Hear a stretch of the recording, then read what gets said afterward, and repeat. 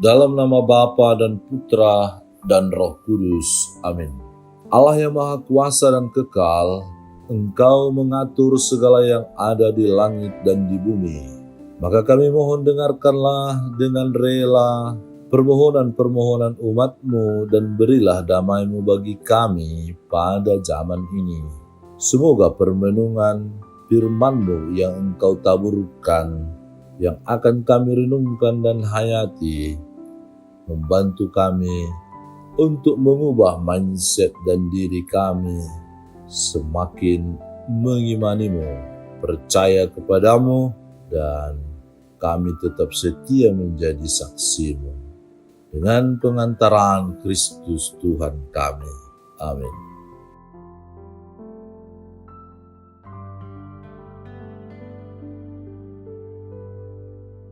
Tuhan bersamamu dan bersama rohmu. Inilah Injil suci menurut Markus. Dimuliakanlah Tuhan. Pada suatu kali, Yesus mulai pula mengajar di tepi danau. Maka datanglah orang banyak yang sangat besar jumlahnya mengerumuni Dia, sehingga Ia naik ke sebuah perahu yang sedang berlabuh, lalu duduk di situ. Sedangkan semua orang banyak itu di darat di tepi danau itu. Dan Ia mengajarkan banyak hal dalam perumpamaan kepada mereka. Dalam ajarannya itu Ia berkata kepada mereka, "Dengarlah, adalah seorang penabur keluar untuk menabur. Pada waktu ia menabur, sebagian benih itu jatuh di pinggir jalan, lalu datanglah burung dan memakannya sampai habis. Sebagian jatuh di tanah yang berbatu-batu yang tidak banyak tanahnya, lalu benih itu pun segera tumbuh karena tanahnya tipis. Tetapi sesudah matahari terbit, layulah ia dan menjadi kering karena tidak berakar. Sebagian lagi jatuh di tengah semak duri, lalu makin besarlah semak itu dan menghimpitnya sampai mati, sehingga ia tidak berbuah. Dan sebagian jatuh di tanah yang baik, ia tumbuh dengan suburnya dan berbuah. Hasilnya ada yang 30 kali lipat, ada yang 60 kali lipat, ada yang 100 kali lipat." Dan katanya, "Siapa mempunyai telinga untuk mendengar, hendaklah ia mendengar." Ketika ia sendirian, pengikut-pengikutnya dan ke-12 murid itu menanyakan Dia tentang perumpamaan itu. Jawabnya, "Kepadamu telah diberikan rahasia kerajaan Allah, tetapi kepada orang-orang luar segala sesuatu disampaikan dalam perumpamaan, supaya sekalipun melihat, mereka tidak menanggap, sekalipun mendengar, mereka tidak mengerti, supaya mereka jangan berbalik dan mendapat ampun."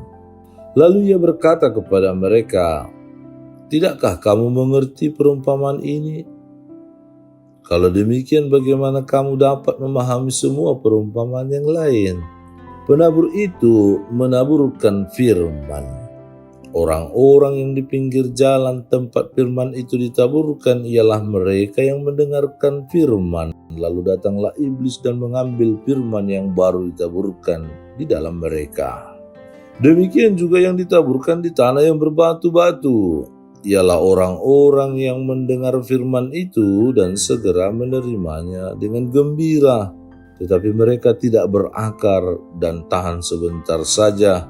Apabila kemudian datang penindasan atau penganiayaan karena firman itu, mereka segera murtad. Dan yang lain ialah yang ditaburkan di tengah semak duri.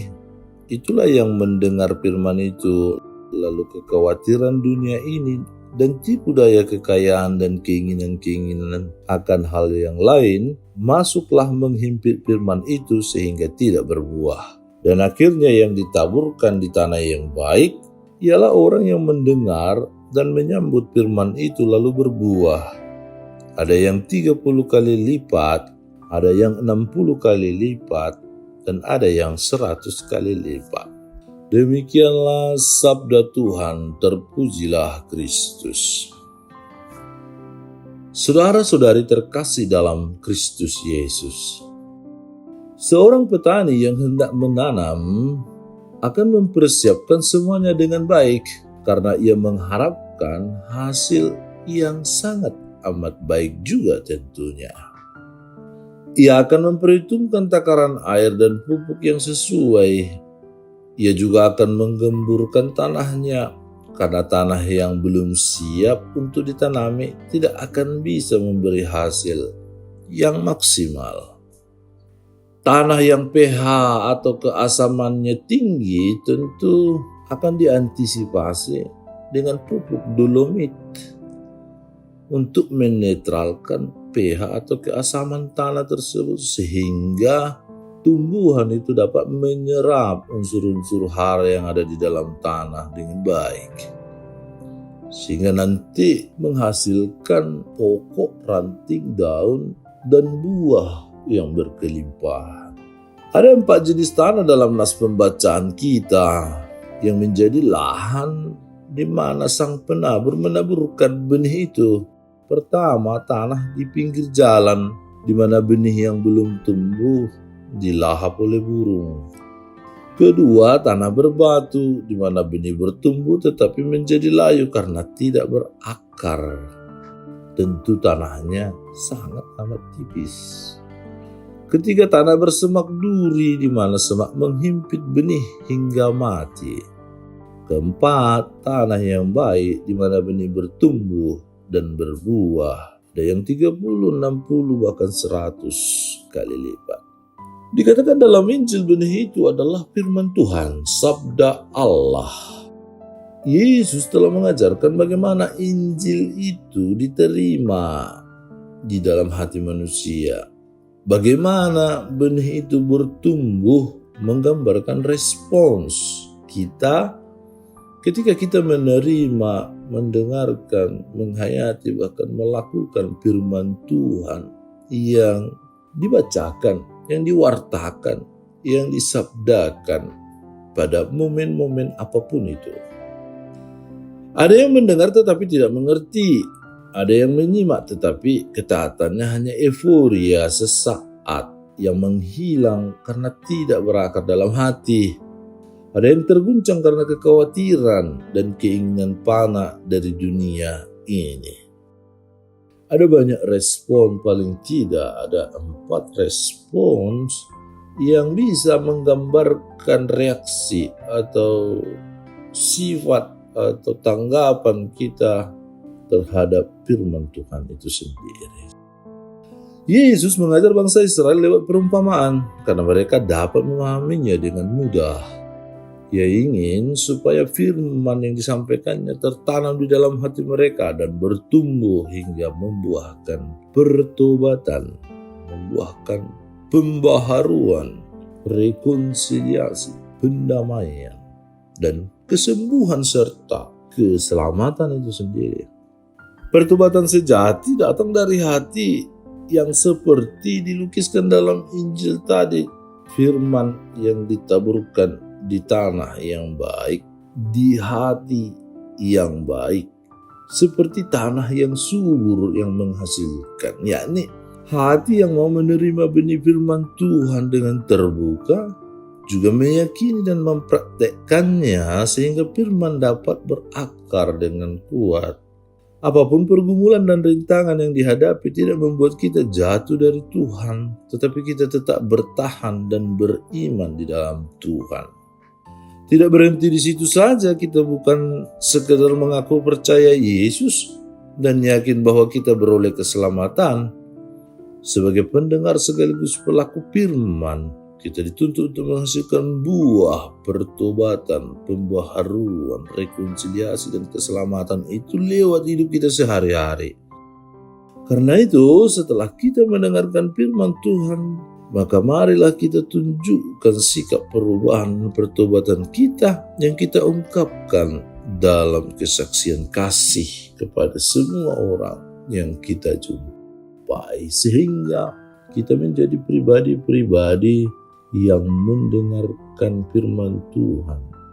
Kita menjadi lahan subur Tuhan, di mana Tuhan akan menghasilkan 30 kali lipat, 60 bahkan 100 kali lipat pertobatan atau keselamatan itu sendiri. Allah Bapa yang Maha Kuasa dan Kekal, kehendak-Mu telah terlaksana sepenuhnya pada diri Yesus Mesias Tuhan kami, yang taat setia melakukan kehendak-Mu. Kami mohon semoga kami dapat menemukan dan memahami kehendak-Mu dan mewujudkan kedamaian dalam tingkah laku kami sehari-hari.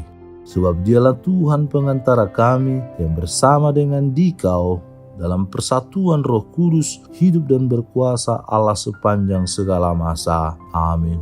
Tuhan bersamamu dan bersama rohmu. Semoga saudara sekalian, seluruh tugas karya, aktivitas, pelayanan kita, seluruh niat-niat baik kita untuk semakin mencintai Yesus dan mencintai sesama kita dan keluarga, dilindungi, dibimbing, dan diberkati oleh Allah yang Maha Kuasa, Bapa dan Putra dan Roh Kudus. Amin. Allah Bapa kami, penuntun kehidupan, Engkau telah menuntun Abraham menuju tanah terjanji. Engkau juga menuntun bangsa Israel menuju tanah Yerusalem melalui tangan Musa.